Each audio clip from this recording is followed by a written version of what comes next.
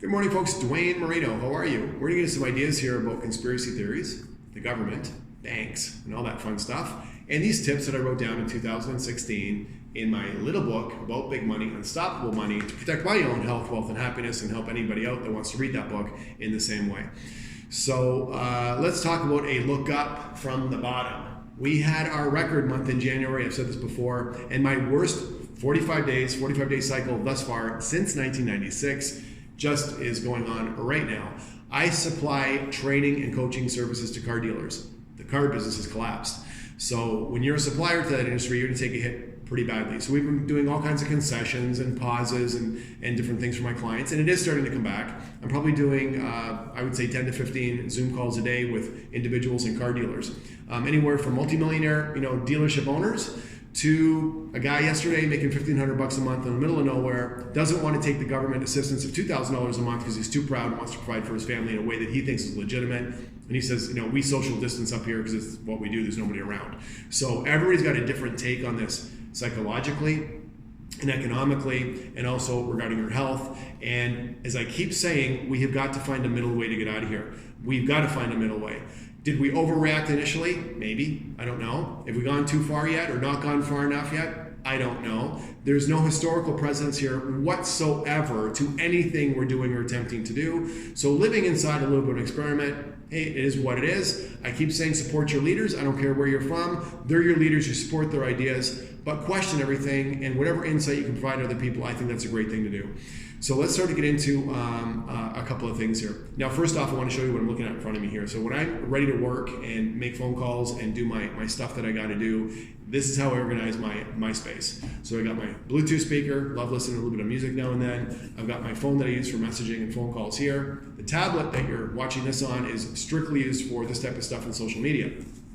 I have right here my goals and gratitude journal. Every day, pretty much, I write down my goals and gratitudes. I've been doing it for a long time. I've not yet done today. I will do it as soon as I'm done this little discussion. Love my goals and gratitude journal. It absolutely guides me in good times and bad. I've got my paper day planner. Yes, I teach the power of paper day planners. I live by it. So, I'm starting to map out our year. I'll get my day planner with me. My to-do list. You always want to do your to-do list at night as the last thing you do. So you hit the ground running and you know what you have to do the next day. Great feeling of satisfaction to cross stuff off. And of course, the trusty laptop. So let me just start to get into a couple of things here. We'll wrap up this tip pretty quickly. So what I talk about in this book is how to preserve your money, not just make more money. So it's one thing to make money. It's another thing to invest it and put it somewhere that you're going to get a good return or a better return on average of what other people are capable of doing or know how to do. And then it's another thing to keep it, and to keep it in good times and bad. So a couple of thoughts here. The wealthiest person I ever met told me something pretty interesting once. And he talked about, just how trillions and millions and billions of dollars move around the planet secretly all the time, because the people that are controlling the money don't want to tell people like you and I what they're doing with the money, because then they lose their edge, right? And a lot of them don't say what's going on behind the scenes, because either we would cash out, right, sell our properties or your stocks or whatever else, and run for the exits before they had time to cash out, and that would ruin their exit strategy. And they don't always tell us also when it's turning around, because we'd start buying in when it was low to take advantage of that next rise up. So what he was talking about in so many ways in life, that he said, often a conspiracy theory is just a business plan you're not supposed to know anything about. I can tell you this for a fact if you've been following what's going on. In so many ways, there is trillions of dollars changing hands here right now. And these people do have influence over our politicians and people that set up policy. If you want to think for a second that those individuals aren't saying things or giving guidance, in addition to all the medical people, and if you don't think the medical people at the top realize that those people are partners of theirs and they actually prop up and support their companies in so many ways, then my friends, you are naive. When I worked for a corporation for 7 years, I was involved in my early 20s in conversations I just could not believe. They were lending money to businesses, knowing those businesses would go under, so that they could then call back in those loans and get those businesses, that land, that property, those operating companies for like 25 cents on the dollar. So they were using something in business that's called indentured servitude. And what indentured servitude is you're in debt so bad for so long that if you can't service that debt, or that debt is called in, those debt holders now own you. You should maybe look into this situation with our countries and your companies. But for yourself, here's my closing 2 suggestions. In this book, I talk about never making your bank or the government your business partner. It's a bad situation. You know, the word mortgage. Mortgage means death grip. Now, I have mortgages, and I understand that, and you absolutely should and can use leverage to grow a real estate portfolio or anything else, though there's something called, smart debt and stupid debt, consumer debt on things that never go up in value that you're also paying interest on that may be bought on your credit card, and other things like investment debt that maybe you pick up for very, very low cost of borrowing that you can grow, that asset much faster than that debt costs you. So I absolutely understand debt and I believe in it, but I will tell you, you never get so deep with the government, and you always pay the government first, not yourself. Right? You don't want to pass doing your taxes, especially right now. Any of you that are taking freebies or handouts from the government, you have to know in a lot of cases, that income they just gave you is taxable. You better put aside the money right now to pay those taxes, or they're going to start owning you. So be careful of indentured servitude. Student loans. When the banks started lending to essentially universities to allow students to get bigger student loans, the cost of education went up. How about that? The cost of education just suddenly went up because the banks were able to give loans on this and create a situation where you're now, going to have to pay interest on that as a student. Then you get out as a young person owing tens or hundreds of thousands of dollars in student debt that you have to start paying interest on if you don't pay it back. And laws dictate, even if you declare bankruptcy, those loans aren't part of it. You got to pay it back.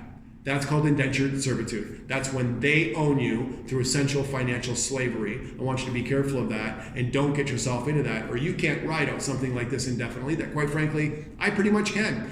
So I'm going to be here for the dealers when this is all said and done. I hope it turns around really quickly because I'm in it to win it with them. I'm 100% automotive. I believe in that business, what I do. Anyways, be careful of that. Last statement, don't sell your soul for a cup of soup. What do I mean by don't sell your soul for a cup of soup? Don't sit there for a pittance, a small amount with any source, your employer, the government, the banks, anybody, and take a little wee handout or make a little wee deal and end up selling your opportunity or your soul away down the road. This happens a lot for people when they're scared. So what's happening right now generally is the stupid money, which is the average consumer, is liquidating and selling everything out of fear. And the people with the big money are buying it up right now as you liquidate everything, property, stocks, out of fear, because they know something for sure.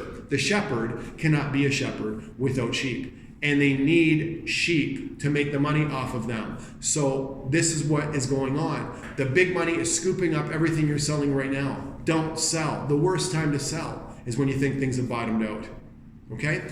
And they're going to then buy it up right now at 10 cents or 75 cents on the dollar, ride it up past where it was 60 or 90 days ago. I promise you the markets are going to exceed where they were. When it happens, I don't know. But life is cyclical, nature is cyclical, and so is money markets. So please don't sell your soul for a cup of soup. Don't make a stupid little deal with somebody right now that you're going to really regret in a year or 5 years or 10 years. That's not what the smart money does. Be careful of making the bank or the government your business partner because you're into something, again, called indentured servitude. So watch that. And, do understand that sometimes there's stuff going on behind the scenes that you're not supposed to know about because you'd run for the exits or you'd buy it before they could. So, yeah, that's how the world works. I don't think it's evil. I don't think it's evil at all. It's just how it happens. So I understand my business. I hope you understand yours. And I'm going to finish with this. If you're somebody out there telling your child the Santa Claus story, you know that depending if you're good or bad all year, that this man or person or thing that lives up in the North Pole with a white beard and a red suit listens and watches to you all the time. And he's going to show up one evening and either give you some coal or give you a present. And he's going to land on your rooftop in a sleigh. Yeah, with reindeer. He's going to squeeze down your chimney and then, eat the cookies and drink the milk. I never said that story to my kids. I never did because it's bullshit. It's a lie. And what that does, it really actually creates a situation where you're lying to your child for your own personal benefit as a parent. That kid would call that a conspiracy theory. My parents would never lie to me. Well, let's face it. We did it, or you would do it to control your child. You're using fear to control them through a fantasy called Santa Claus. And what happens now, because that's an absolutely ridiculous and illogical story, is you and your child, you bought into that maybe when you were young. it plants a seed for ridiculous thoughts, just nutso things that aren't connected whatsoever. And it's done through a trusted source, right? The parent and the child. So I'm into the whole, people watching thing. I love observing things. I don't know if what I just said made any sense. Work on what you can work on. Control what you can control. Be curious about what you want. Stay open-minded, but super skeptical. Don't believe anything until it makes sense or you can prove it to yourself. But in this world of confusion and fear, I tell you, hold it together, my friends. It's going to get great. It's going to get better. They need it to get better as much as we do. That's how the system works. You have to have the bottom and the top. And sometimes, depending on what end you're on, you witness different things that are going on in society with yourself. So that was much longer than I wanted to. That's a 10-minute tip. I don't know how this happens all the time. Anyways, folks, from our new center in Toronto, I'm going to start getting at it, make some phone calls and Zoom meetings and work on my plans. And Marino TV, available right now, online training. Virtual live workshops, sign up for one. Coaching, call-ins, ask me questions on the phone. None of this stuff involves, getting involved with people physically. So we are moving all of our services to 100% virtual, and when things come back, things will come back in a beautiful way in this lovely training room. My friends, take care. See you later. And there's my remote. So long.